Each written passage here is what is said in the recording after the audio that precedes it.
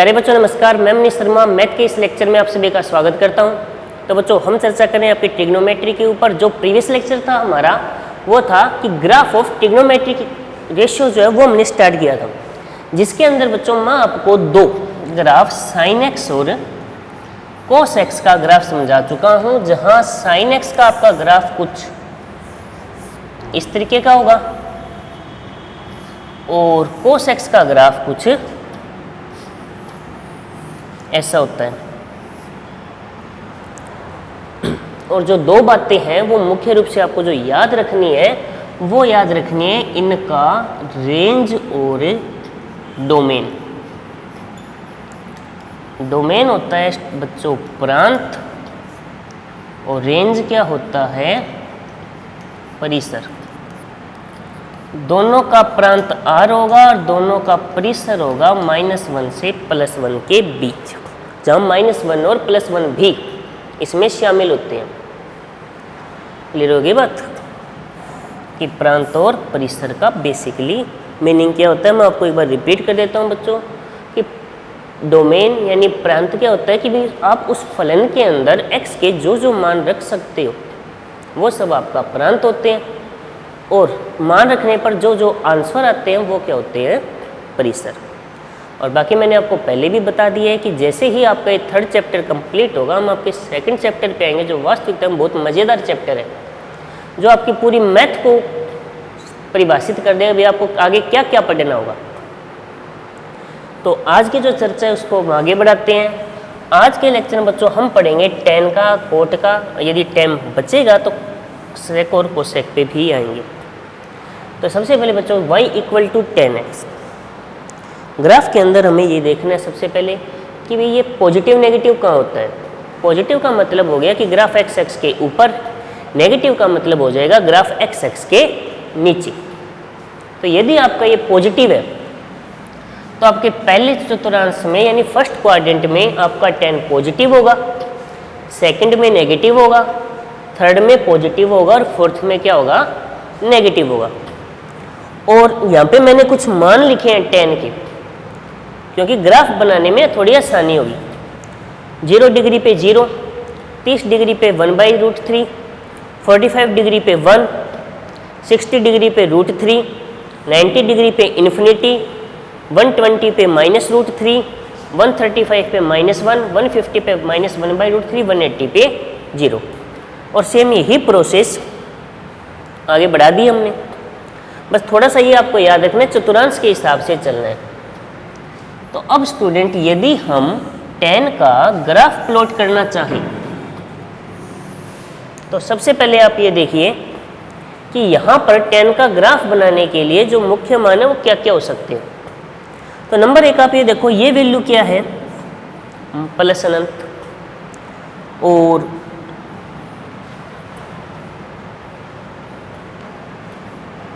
ये वैल्यू आपकी माइनस अनंत है या नहीं है।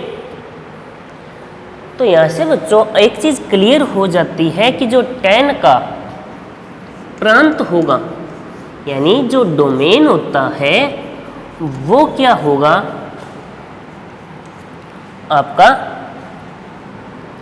r, यानी आप कोई भी रियल नंबर उसके अंदर डाल सकते हो। लेकिन जो उसका परिसर है 10 का यानी जो उसकी रेंज होगी वो क्या होगी r ही होगी, यानी -∞ to +∞। अब इसे समझने के लिए एक मुख्य वर्ड आपको याद रखना होगा कि सबसे पहले हम उन पॉइंट को प्लॉट करेंगे ग्राफ के अंदर जिन पे ये आपका इन्फिनिटी होता है। वैसे तो बच्चों ये देखो ये ग्राफ आगे तक चलता रहेगा, लेकिन हमारा जो मुख्य उद्देश्य होता है उन्हीं पे हम केवल -0 to 2π यानी -2π से +2π के बीच ही ग्राफ प्लॉट करते हैं। क्योंकि आपको पता है कि जब आपकी लाइन है यदि ये घूमती रहेगी ऐसी एंटी क्लॉकवाइज, तो 0 से लेकर 2π का राउंड कंप्लीट होने के बाद वो वापस उसी पोजीशन पे आती रहेगी या नहीं आती रहेगी। जैसे समझिए, जैसे मान लीजिए डस्टर है, ये एक राउंड अपना कंप्लीट करने के बाद यदि मैं कोराउंड इसको लगाऊं तो पोजीशन इसकी वही रिपीट होती रहेगी या नहीं रहेगी, यानी पोजीशन रिपीट होती रहती है, तो एंगल बदल रहा है लेकिन उसका जो मान है वो नहीं बदलेगा। तो सबसे पहले आप देखिए फर्स्ट क्वाड्रेंट, इसके लिए आपको क्या करना पड़ेगा, जिन जिन पॉइंट पे tan इन्फिनिटी होता है उन लाइनों को बनाइए। क्यों जरूरी है बनाना, तो आप देख सकते हो 90 और 270, यानी 90 का मतलब आप जानते हो बच्चों π/2 और इसका मतलब होता है 3π/2, चाहे प्लस हो या माइनस हो, उन केस में आप इनको डॉटेड लाइन से बना दो। अब इसका रीजन क्या है बनाने का, वो इन लाइनों को बनाने के बाद मैं आपको एकदम क्लेरिफाई कर दूंगा।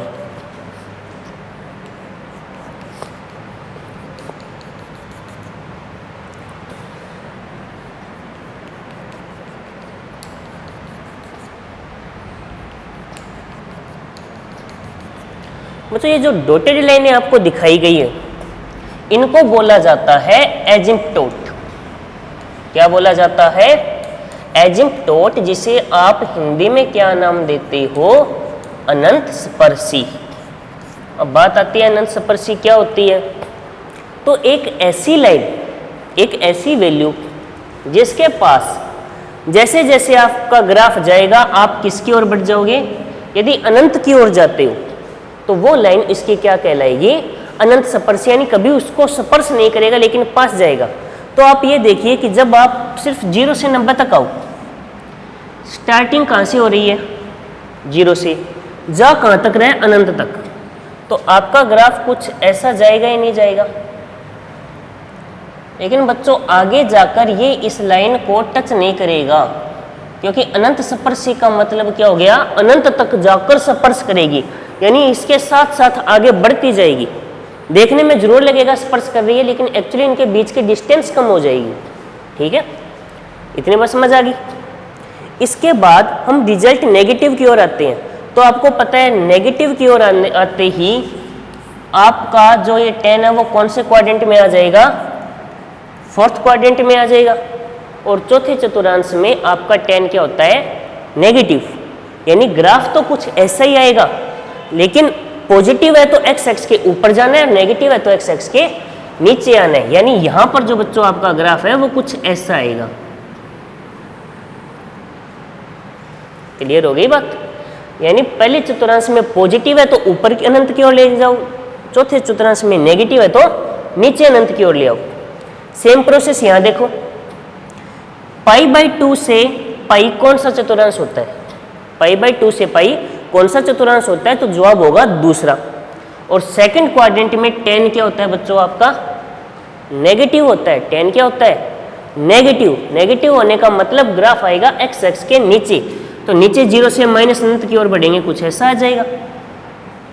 ये ग्राफ माइनस अनंत की ओर जाएगा तो इस तरीके से जाएगा आगे। फिर पाई से 3π/2 चतुर्थांश हो गया नंबर 3, और तीसरे में tan आपका क्या होता है, फिर पॉजिटिव। तो यानी तीसरे में आप देख सकते हो यहां से लेकर ये जो ग्राफ चढ़ रहा है यहाँ पे प्लस माइनस अनंत लगाना पड़ेगा, क्योंकि वो थीटा पे डिपेंड करेगा पहले वाले पे आ रहे हो या बाद वाले पे आ रहे हो। ठीक है, चतुर्थांश पे। तो इसकी ओर जाओगे तो आपका ग्राफ कुछ ऐसा आएगा, और 3π/2 के नीचे ग्राफ कुछ ऐसा। सेम यही प्रोसेस यहाँ होगी। ठीक है, अब बच्चों ये सोचिए कि -π/2 से -π में ग्राफ क्या होगा, तो ध्यान से समझो। यदि मैं यहाँ से रिवर्स चल रहा हूँ, रिवर्स चला तो -π/2 यहाँ होगा और -π यहाँ होगा। तो ये जो चतुर्थांश है एक्चुअली कौन सा चतुर्थांश आपका, तीसरा है या नहीं है। आप हमेशा ये देखते हो कि π/2 से पाई दूसरा चतुर्थांश है, लेकिन बच्चों आप यहाँ पे एक मिस्टेक कर जाते हो। आप एक्चुअली एंगल देखो, आप पॉजिटिव डायरेक्शन में जा रहे हो या नेगेटिव डायरेक्शन में जा रहे हो। भाई -π/2 -π -3π/2, तो आप नेगेटिव डायरेक्शन में जा रहे हो। कौन सी डायरेक्शन में जा रहे हो, आप नेगेटिव डायरेक्शन में। और यदि दिशा बदल दी जाती है तो पोजीशन भी बदल दिया जाएगा। दिशा बदलने का मतलब यदि मान लो मैं यहाँ खड़ा हूँ, यदि मैं लेफ्ट साइड में टर्न करता हूँ तो जो मेरा चेहरा होगा वो उस डायरेक्शन में होगा, और राइट साइड में टर्न करता हूँ तो डायरेक्शन वो हो जाएगी। इन डायरेक्शन चेंज होते ही स्थिति बदल जाती है। तो यहाँ से मैं आपको दोबारा रिपीट कर देता हूँ। जैसे मान लीजिए भी आपका जो एंगल का मेजरमेंट होता है वो एंटी क्लॉकवाइज तो होता है प्लस थीटा, और क्लॉकवाइज क्या होता है माइनस थीटा। आप यहाँ से स्टार्ट करते हो 0, तो यहाँ तक आए तो ये हो गया -π/2, और -π/2 से पाई तक गए तो यहाँ आए हो, और एक्चुअली ये कौन सा क्वाड्रेंट है तो तीसरा ही। चाहे रिवर्स डायरेक्शन में आए पहुंचे तो तीसरे में, तो वहां पे पॉजिटिव रहेगा, यानी -π/2 से पाई ये कुछ ऊपर ग्राफ आएगा ऐसा। अब आपके दिमाग में फिर एक बात आएगी कि पाई से 3π/2 सर तीसरा हो गया। नहीं बच्चों, तीसरा नहीं हुआ, आप रिवर्स केस में आओगे तो वो दूसरा बनेगा। रिवर्स केस में आ रहे हो तो दूसरा, और दूसरे में नेगेटिव, तो ग्राफ कुछ ऐसा, और इसमें जो पहला हो जाएगा कुछ ऐसा। तो जो आपका जो tan x का ग्राफ कुछ इस तरीके का होगा। यहाँ पे बच्चों ग्राफ समझ आना जरूरी है, क्यों आगे जब आपके एक टॉपिक आता है लिमिट और कंटिन्यूटी 12th क्लास के अंदर, वहाँ पे ग्राफ बहुत ज़्यादा इंपॉर्टेंट होता है। क्योंकि यदि किसी फंक्शन का ग्राफ आपको आता है तो उसके बारे में आप बहुत सारी बातें सीधी पता चल जाती है। अब जैसे ये क्वेश्चन है, ये देख लिया। अब आपसे मैं कुछ क्वेश्चन पुट करता हूँ बच्चों, आराम से सुनिए। मैं ये पूछता हूँ क्या इस वक्र की स्पर्श रेखा होगी? मेरे क्वेश्चन सुनिए। स्पर्श रेखा अर्थात टेंजेंट, नाम सुना हुआ होगा, 10वीं क्लास में भी सुना है आपने, 9वीं में भी सुना है भी। टेंजेंट यानी स्पर्श रेखा क्या होती है? तो स्पर्श रेखा आप सबको पता है भी। जैसे यहाँ पे मैंने ये रेखा खींची इसकी, ये इसकी स्पर्श रेखा होगी, टेंजेंट है। तो इस तरीके से इसके मैं टेंजेंट बना सकता हूँ। लेकिन मैं ये बोल दूं कि π/2 के ऊपर इसकी टेंजेंट संभव है? π/2 के ऊपर क्या इसकी टेंजेंट संभव है, यानी स्पर्श रेखा खींची जा सकती है? तो आप क्या कहोगे कि सर ये तो ऐसा तो संभव नहीं है। क्यों संभव नहीं है? क्योंकि π/2 के ऊपर आपके पास ग्राफ ही नहीं है भाई। स्पर्श रेखा खींचने के लिए वहां पे ग्राफ तो होना जरूरी है। अब आपको ये बात पता नहीं है बेटा कि आगे जो एक टॉपिक आएगा आपके 12th मैथ में, अवकलन। अवकलन का मतलब ही स्पर्श रेखा खींचना होता है, अवकलनीयता। अवकलनीयता जो 12th क्लास का 6th चैप्टर है, वहां पे अवकलनीयता का बेसिक मीनिंग ही स्पर्श रेखा खींचना होता है, टेंजेंट ड्रॉ करना होता है। तो यानी एक चीज स्पष्ट होगी कि इसकी यदि ग्राफ ही नहीं है तो उसकी टेंजेंट नहीं बन पाएगी। एक वर्ड आता है कंटिन्यूटी, स्वतंत्रता। तो π/2 के ऊपर ग्राफ टूट रहे हैं। लेकिन मैं ये पूछूं क्या 0 डिग्री के ऊपर स्पर्श रेखा खींची जा सकती है? तो 0 डिग्री के ऊपर मैं स्पर्श रेखा दो तरीके से खींच सकता हूँ। कैसे? एक तो यदि मैं 0 के राइट साइड से खींचूं तो नीचे आएगी, और लेफ्ट साइड से खींचूं तो 0 कहाँ जाएगी? ऊपर। तो दो अलग अलग स्पर्श रेखा भी बन सकती है। तो ये सारी बातें ग्राफ के थ्रू आपकी कवर होती है। तो ग्राफ का पोर्शन आपको याद रखना जरूरी है, और ट्रिग्नोमेट्रिक तो हर हाल में जरूरी है, क्योंकि आपके सभी जगह काम आएगी। तो बताइए बच्चों, आपको आराम से इसका स्क्रीनशॉट ले सकते हो, आप एक एक चीज़ देख सकते हो। जो आपको बताई गई है वो समझ आई या नहीं आई? tan का ग्राफ है वो आपको याद रखना है, और याद रखोगे जो π/2 वाली लाइन है, चाहे π/2 हो, 3π/2, इस ग्राफ से दो चार बातें और पता चल जाती है आपको। नंबर 1, π/2 की जितनी भी लाइन है, चाहे π/2 हो, 3π/2 हो, 5π/2 हो, या -π/2, -3π/2, इन सब के ऊपर tan का मान अनंत हो रहा है, यानी इनफाइनाइट है। नंबर 1।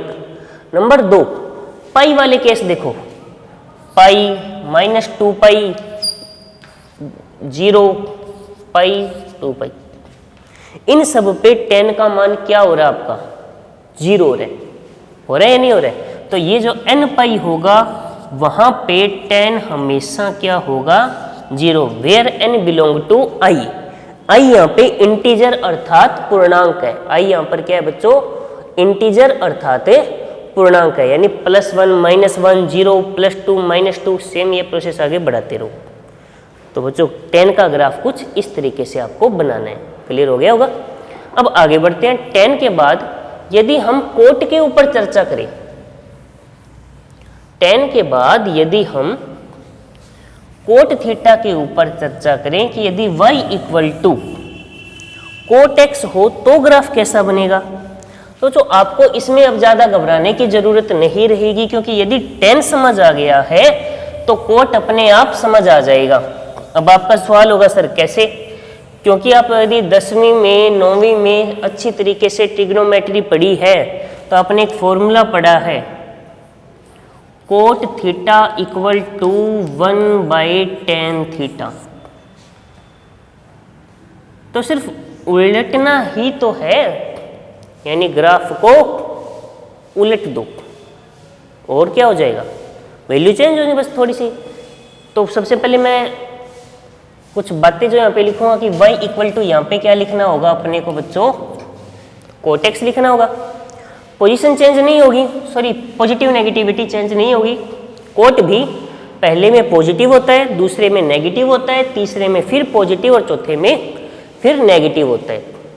जो एक्चुअली इनकी कंडीशन है वो चेंज नहीं होती। हाँ, वैल्यू चेंज हो जाती है। ये स्टार्ट कहाँ से होता है, tan 0 0 होता है, लेकिन कोट 0 क्या होता है, इन्फिनिटी होता है, रिवर्स केस स्टार्ट हो जाएगा। ठीक है, तो मैं वैल्यू लिख देता हूँ, ये √3/2 1 1/√3 इन्फिनिटी। ठीक है, ये -1/√3 -1 -√3 और इन्फिनिटी, ये माइनस प्लस दोनों ही केस में लागू हो जाएगा। आप कहोगे सर माइनस प्लस कैसे, तो बेटा सिंपल सी बात है, 180 में से थोड़ा सा पहले हो गए तो माइनस, थोड़ा सा आगे तो प्लस। ठीक है, तीसरे में पॉजिटिव आता है तो अब रिवर्स चल जाओ, √3 1 1/√3 और फिर ये 0। सॉरी बच्चों 90 पे ये 0 होता है। ओके, फिर वापस चल जाओ -1/√3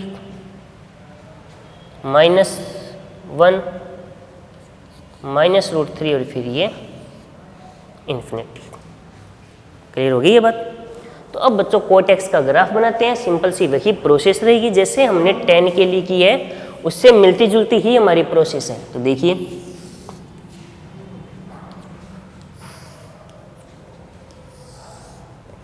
लेकिन सबसे पहले वही बात, जिन पे अनंत होता है उनको दर्शाइए।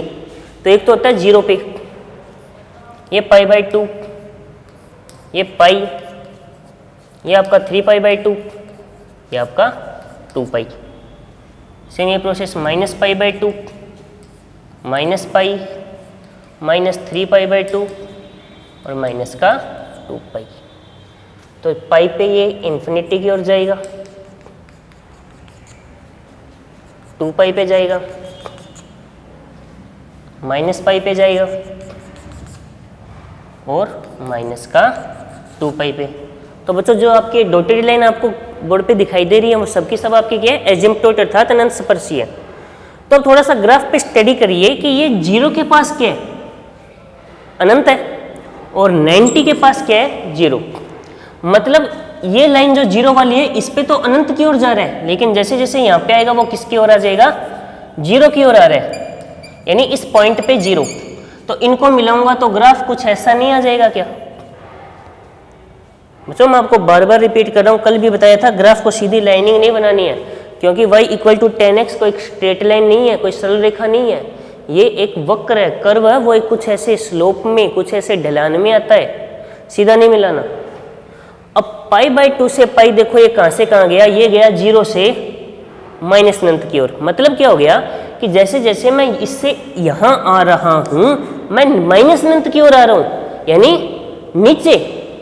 तो नीचे की ओर आऊंगा तो ग्राफ कुछ ऐसा आ जाएगा। अब स्टार्टिंग कहाँ से हो रही है, अनंत से, किसकी ओर, 0 की ओर।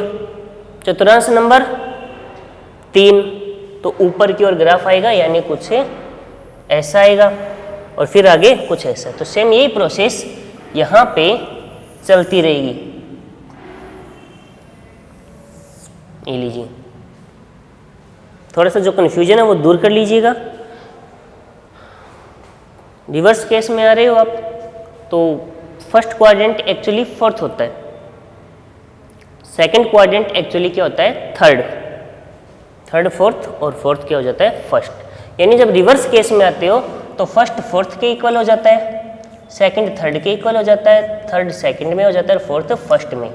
ये जब है एंगल आप क्लॉकवाइज डायरेक्शन में आते हो, कौन सी डायरेक्शन में, ये क्लॉकवाइज है और ये एंटी क्लॉकवाइज है। ठीक है, अब आपको ये प्रोसेस याद रह जाएगी कि यानी एंटी क्लॉकवाइज में जो फर्स्ट होगा वो क्लॉकवाइज में क्या होता है आपका फोर्थ होता है। ठीक है, तो यहाँ पे फर्स्ट में ऊपर है तो रिवर्स में वो फर्स्ट में क्या होगा नीचे होगा, यानी रिवर्स। सेकंड है वो थर्ड हो जाता है, सेकंड में नेगेटिव थर्ड में पॉजिटिव, यानी रिवर्स होगा। तो यदि इधर सेकंड क्वाड्रेंट में ग्राफ नीचे है तो उधर सेकंड क्वाड्रेंट में ग्राफ क्या होगा ऊपर होगा।